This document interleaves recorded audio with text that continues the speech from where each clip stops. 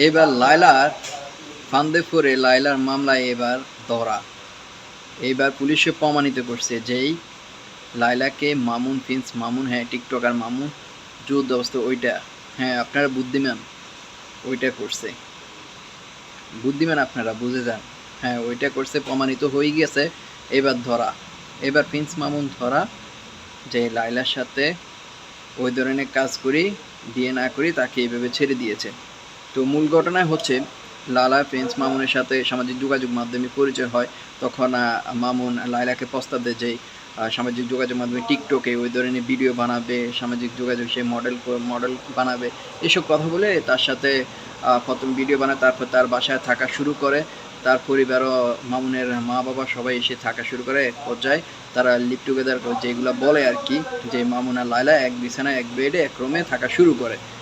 তো তারপর লায়লা অনেকবারে কিন্তু বলছে যে বিয়ে করার জন্য বিয়ের প্রস্তাব দিছে, কিন্তু মামুন সেটি প্রত্যাখ্যান করছে, করেনি। না করে অনেক সময় দুষ্ট পানি খেয়ে লায়লার উপরে ওই ধরনের কাজ করছে। বুদ্ধিমান আপনারা বুঝে যান। তারপর এখন লায়লা দায়েরকৃত সেই মামলায় পুলিশ প্রমাণিত করেছে, মানে সব কিছু প্রমাণ পাইছে। লায়লার কাছ থেকে হয়তো এগুলা পরীক্ষা নিরীক্ষা করার পর পাইছে যে মামুন যুদ্ধ অবস্থাতে ওই ধরনের কাজ, হ্যাঁ আপনার বুদ্ধিমান বুঝে যান, ওই ধরনের কাজ করেছে। এইবার ধরা শেষ।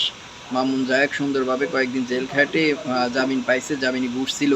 যে সেলুনটা কিন্তু মোটামুটি টিকটকার মেয়েদেরকে নিয়ে ফুর্তি আমোদ করে সেলুনটা মোটামুটি চলছিল, কিন্তু এবার তো শেষ। আর সেলুন মনে হয় না ঠিক মতো চলবে। এসব টিকটকারদের শাস্তি হওয়া অবশ্যই দরকার। একটা আছে দুবাই গিয়ে অপু মেয়ে নিয়ে ঘুরে, আর টিকটক মানে সামাজিক যোগাযোগ মানে ছড়িয়ে সুরা বিনষ্ট করে দিচ্ছে যুব সমাজ। এদের শাস্তি হওয়া দরকার, এদেরকে আইনের আওতায় আনা দরকার। দেশে থাকলে অবশ্যই আমি নিজে এদের বাদী হয়ে মামলা দিতাম। আপনারা কি বলেন? কমেন্ট করবেন।